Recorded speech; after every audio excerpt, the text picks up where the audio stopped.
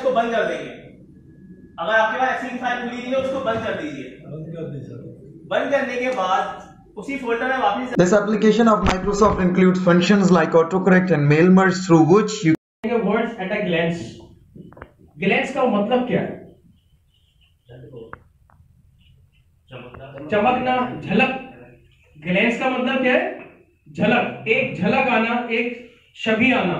तो हम आपको सबसे पहले दिखाएंगे कि एमएस वर्ड आपका माहाना खर्चा उसने आपकी फिगर बनाकर दे दी।